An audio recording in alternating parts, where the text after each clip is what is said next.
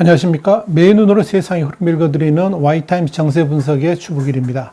중국 인구가 1년에 최소 1,500만 명 이상씩 줄어들면서 앞으로 길게 보면 45년 내, 그리고 만약 출생률이 지금보다 더 떨어진다 그러면 29년 내에 절반으로 줄어들 수도 있다. 이런 새로운 연구 결과가 나와서 중국이 충격에 휩싸였습니다. 홍콩의 사우스차이나 모닝포스트는 1일 중국 장시안바오 교수하고 중국 시안자오퉁 대학의 연구팀이 최근 학내 저널에 발표한 보고서를 통해서 이같이 밝혔다 그러면서 지난해 여성 1인당 출생률 1.3명이었는데 이 수준을 유지한다 그러면 지금 인구 14억 명에서 45년 내에 이 7억 명 수준으로 줄어들 것이다. 그리고 만일 지금 추세대로 출생률이 더 떨어져 가지고 1.0이 된다 그러면 29년 내에 절반으로 줄어들 수도 있다. 이렇게 보도를 한 겁니다. 이건 지난 2019년에 UN 보고서에서 중국이 2065년까지 약 13억 명의 인구를 유지할 것이라고 전망을 했고, 미국 워싱턴대 연구진은 지난해 세계적 학술지인 랜싯에 발표한 보고서에서 중국 인구가 2100년까지 절반으로 줄어들 것이다. 이렇게 관측을 했었는데 이런 예상들하고는 너무나도 다르다는 점에서 더욱더 충격적입니다. 그도 그럴 것이 이 유엔의 전망치는 중국의 출산율을 1.7명 이상으로 잡았는데 지난해 중국의 출산율이 1.3으로 급격히 하락했지 않습니까? 그러니까 기본 전제 자체가 잘못됐기 때문에 그럴 수밖에 없었을 겁니다. 문제는 이 중국의 인구가 지금의 14억 명을 유지할 가능성이 거의 없다는 거죠. 이 시안자오퉁 대학 연구팀은 현재 인구 규모 유지를 하려면 출산율이 2명을 유지해야 되는데 현재 중국의 상황은 이에 훨씬 못 미치고 있다 그랬습니다. 지난해 중국에서 1,200만 명의 아기가 태어났다고 그러는데 이건 유엔의 전망치보다 25% 낮은 것이라 이렇게 말을 했습니다. 또 이 수치는 2019년에 1,460만 명에 비해서 무려 18%나 감소한 것이라 그랬습니다. 더더욱 심각한 것은 지난해의 출산율 저하가 코로나 팬데믹 같은 것으로 인한 일시적 현상이 아니고 이미 가임기의 여성의 수가 급감하고 있어서 나타난 것이기 때문에 이 출산율의 반등 가능성은 거의 없고 이에 따라서 전체 인구 감소 추세가 더 빨라질 수도 있다. 이렇게 밝힌 겁니다. 그렇다면 이 중국 인구가 반토막 나는 시점은 앞으로 45년 내가 아니고 훨씬 이른 시점이 될 가능성이 높다. 이렇게 볼 수가 있을 겁니다. 그런데 말이에요. 중국 인구 감소는 사실상 이미 시작됐습니다. 중국 국가통계국이 지난 5월 10일 2020년 인구조사 결과를 발표했지요. 원래 1월 10일 발표 예정이었던 것이 4달이나 늦춰진 겁니다. 아무 이유 없이. 그래서 말도 많았습니다. 아마 뭔가를 은폐하기 위해서 그렇게 늦어진 것이 아닌가 하는 의혹들이 터져 나왔습니다. 그런데 예상한 대로 결과가 기이하기 짝이 없었습니다. 신생아 수는 2019년 1,465만 명에서 2020년 1,200만 명으로 전년 대비 18%나 감소를 했는데 전체 인구는 14억에서 딱 신생아 숫자만큼인 14억 1,200만 명으로 더 늘었기 때문에 그렇습니다. 그러니까 신생아 수는 6년 연속 줄었는데 인구는 계속 늘어났다. 여러분 이게 이해되십니까? 그야말로 절대 이해 불가능한 결과가 나온 겁니다. 이런 통계 조작은 그동안 중국 정부가 인구 반전의 시기를 2027년 정도로 추산을 해왔었는데 이미 2020년 이전부터 인구 감소가 나타난 것에 대해서 당황하면서 인구 통계를 조작한 것이 아닌가 보여집니다. 중국 인구가 14억 명이라는 대전제가 무너진다 그러면 중국의 전반적인 정책 자체의 기본이 다 무너지기 때문에 그렇습니다. 그래서 위스콘신 메디슨 대학의 중국 인구학자인 이프센 교수는 이 사우스차이나 모닝포스트에 보낸 기고문에서 이번 인구조사의 실제 데이터는 외부의 예상과 차이가 크다 그랬습니다. 중국의 실제 출생률하고 인구 규모를 과대평가했다라고 주장한 겁니다. 이프센 교수는 이어서 2019년 말에 전국의 실제 인구는 12억 7,900만 명을 넘지 않을 것이다라고 봤습니다. 또 공식 발표된 총 14억 명보다 1억 1,100만 명 정도 적다라고 추정을 한 겁니다. 또 2019년 중국의 실제 출산 수는 국가통계국에 보고한 1,465만 명이 아니고 한 1,000만 명 정도나 될 것이다 이렇게 말하면서 2020년 인구조사의 질이 걱정스러울 수밖에 없다라고 말한 겁니다. 그러니까 이프센 교수의 주장을 그대로 적용하자면 2020년의 진짜 인구는 14억 1,200만 명이 아니고요. 12억 5천에서 6천만 명 정도로 추산됩니다. 그러니까 인도보다도 인구가 더 적다 하는 거죠. 그리고 출생아 숫자도 1,200만 명이 아니라 900만 명대로 줄어든 것이 아닌가 이렇게 판단되어집니다. 사실 중국에서의 통계 조작을 확인하는 것은 그렇게 어렵지 않습니다. 이프센 교수도 지난해 1월 이 사우스 차이나 모닝 포스트에 보낸 기고문이 있었는데요. 여기 보니까 중국의 인구 통계 데이터의 부실을 확인하기 위해서 대단한 과학적 접근이 필요하지도 않다. 그러면서 인구 조작 사실을 손쉽게 확인해 볼 수 있다라고 그랬습니다. 저도 인구 통계가 이상해서 좀 추적을 해봤더니 금방 그런 문제들이 드러났습니다. 더욱더 의심스러운 게 뭐냐면 출산율입니다. 중국의 출산율은 지난 2015년에 이미 1.047을 기록했습니다. UN 인구기금이 조사하는 나라 198개 나라 중에서 제일 꼴찌입니다. 결국 중국 당국이 지난 2016년에 출산율 제한을 풀었죠. 1명에서 2명까지 허용을 했는데 이미 오랫동안 이 한자녀 낳기가 고차가 되어 있었기 때문에 또 젊은 세대의 출산 의지가 박약해가지고요. 중국의 출산율은 지속적으로 감소를 해왔었습니다. 그래서 중국의 국가통계국이 지난 2020년에 출산율이 1.3명이라는 수치조차도 조작되었을 가능성이 많다. 많은 전문가들은 그렇게 판단합니다. 그렇다면 중국 인구가 14억 명에서 절반까지 줄어드는 것은 29년 내도 아니고요. 15에서 20년, 다시 말씀드려서 시진핑 주석이 중국몽 달성 시기로 상정하고 있는 중국 건국 100주년인 2049년 이내도 일어날 수 있다는 분석이 나옵니다. 이건 중국에게는 청천벽력 같은 소리입니다.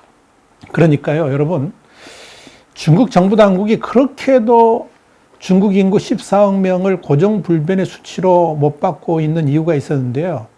그렇게 해야지, 그렇게 14억 명을 유지해야지 중국도 지금의 경제 대국을 이어갈 수 있다고 판단하기 때문이고요. 자기들이 지금 세계 1위 대국, 인구 대국이라고 하는 주장을 계속 하려면 또 그럴 수밖에 없겠죠. 중국의 성장은 한마디로 14억이라는 인구 때문에 가능했던 겁니다.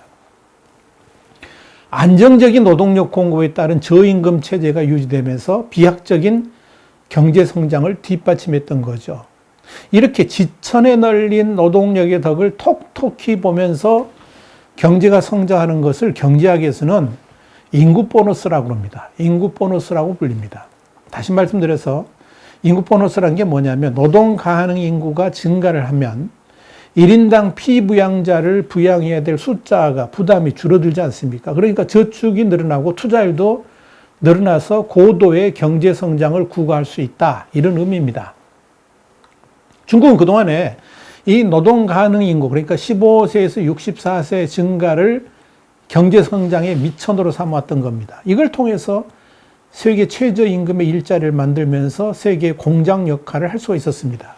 중국은 또 이 사회주의 교육 시스템을 통해서 젊은 인구에다 최소한의 초등교육, 중등교육을 제공했고요.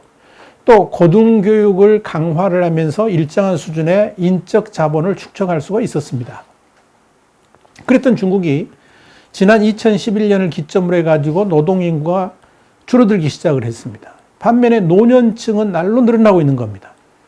자, 중국 경제 성장의 발판이 되었던 인구 보너스가 사라지고 있다는 의미입니다. 이건 중국에 있어서 저임금 시대는 끝났다는 것이고요. 당연히 세계의 공장으로서의 역할을 할 수 있는 기한도 거의 끝나가고 있다는 것을 보여주는 겁니다. 이미 그런 조짐이 보이고 있죠. 중국은 미국과의 디커플링이 일어나지 않았다 할지라도 인도나 베트남으로의 공장 이전을 피할 수 없었을 겁니다. 여기에 미중 간의 충돌로 인한 디커플링은 기술 집약적 산업으로의 혁신을 가로막는 요인이 되면서 이 중국의 산업은 앞으로 나가지도 못하고 후퇴하지도 못하는 어정쩡한 상황에 빠져들고 있다. 이렇게 보시면 될 겁니다. 그렇다면 중국은 고령화 대비책은 있을까요? 중국이 지난 5월 발표한 제7차 인구 센서스에 따르면 연령대별 인구 분포, 이걸 보니까 14세 이하가 17.95%고 60세 이상이 18.7%로 조사됐습니다. 자, 이렇게 중국에서 14세 이하 어린이 인구보다 60세 이상의 인구가 더 많이 솟아있는 것은 이번이 처음입니다. 이건 중국 사회가 이미 노령 사회로 진입하고 있다는 뜻이죠. 문제는 이런 저출산 고령화의 가장 큰 문제는 경제적 부담으로 다가온다는 겁니다. 곧 노동 가능 인구가 계속 줄면서 경제 성장률은 떨어지게 되는데 부양 부담은 기하급수적으로 늘어나는 현상이 나타나죠. 또 인구의 고령화는 당연히 연금이라든지 의료비 이런 복지 관련 지출의 증가로 이어집니다. 또한 생산 가능 인구가 노령 인구를 케어해야 될 인원이 늘어나면서 복지 부담은 더욱 커질 수밖에 없고, 이런 경향은 결국 이 사회복지 지출의 증가로 이어지면서 성장은 둔화되는 패턴으로 빠져들게 됩니다.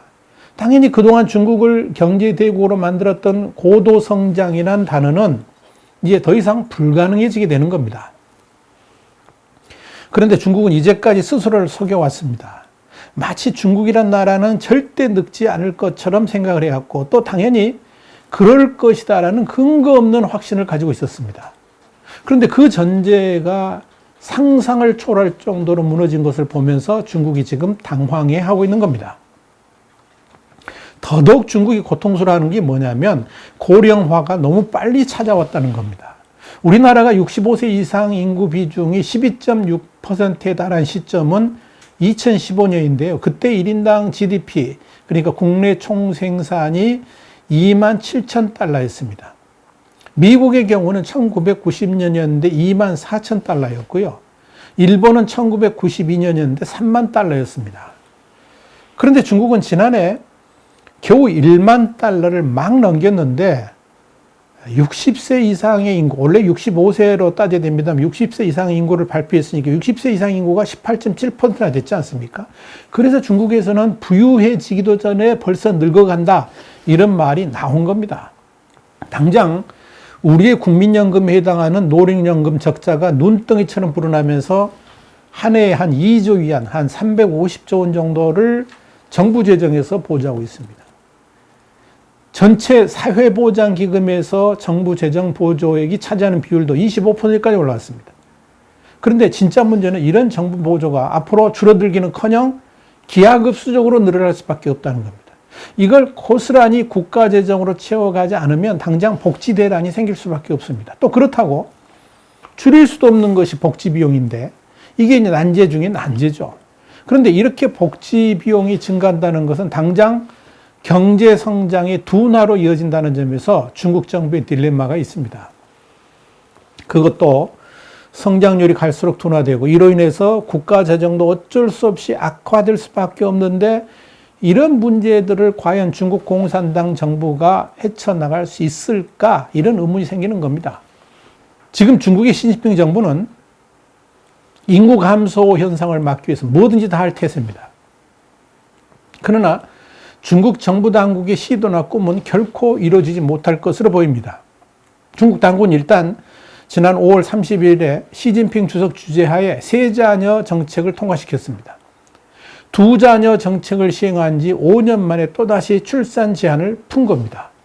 그러나 이 세자녀 정책이 중국 인구 감소에 별 도움이 되지 않을 것이라는 전망이 우세합니다. 실제로 신화통신이 웨이보 이용자들을 대상으로 해가지고 설문조사를 했더니 여기에 참여한 3만 명 중에서 90% 이상은 셋째 출산을 절대 고려하지 않는다라고 응답을 했습니다. 지난 2016년에 둘째 출산을 허용했지 않습니까? 그때도요, 그 해에만 출산율 증가가 반짝했을 뿐, 그 다음 해부터는 다시 원상복귀해가지고 줄어들기 시작했습니다. 자, 그럴 수밖에 없는 게 중국에서 17살 이하 자녀 한 명을 양육하는데 드는 돈이 어느 정도 하냐면 약 3만 달러 든다 그럽니다. 이건 중국인 평균 연봉의 7배 수준입니다. 그래서 중국 내 전문가들은 인구 감소를 막으려면 교육비, 주거비 문제를 해결해야 되고 일과 육아를 병행할 수 있는 환경 개선이 함께 이루어져야 된다라고 주장을 했던 겁니다. 이런 차원에서 시진핑 주석이 공동부유 개념을 꺼내든 것이고 사교육 전면 금지, 부동산 가격 안정 이런 것들을 밀어붙이고 있는 겁니다. 출산율 제고를 통해서 중국이 다시 젊어지지 아니하면 중국이 살아남지 못한다 하는 절박감이 지금 중국 공산당 수뇌부를 지배하고 있다 하는 그런 이야기입니다. 그런데 이런 상황에서 시진핑 주석은 내수 중심의 성장 전략인 쌍순환 경제를 내세웠지 않습니까? 이건 오히려 중국 경제를 질식시키는 길로 가게 만들 겁니다. 인구는 줄어들고 생산 능력도 감소하는 판에 중국 내수로 중국 경제를 돌린다는 이런 어처구니 없는 발상이 오히려 중국의 발목을 잡게 될 수도 있다 하는 이야기입니다. 지금 상황에서 중국이 살아날 수 있는 유일한 길은 기술 집약적 산업을 발판으로 해가지고 글로벌 경제에서 저임금을 기반으로 한 저가품이 아니라 고임금, 고기술력을 바탕으로 한 고가 제품 판매로 돌파구를 열어가는 길밖에 없습니다. 그런데 시진핑의 3년인 때문에 세계를 향한 문까지 닫고 있으니까 더 이상 길이 보이지 않는 겁니다. 상상하기도 싫은 인구 절벽을 지금 중국이 마주하고 있습니다. 그런데 인구만 절벽이 아니라 중국의 꿈도 지금 절벽을 만났습니다. 와이타임스 정세분석이었습니다. 다음 시간에 다시 뵙겠습니다. 감사합니다.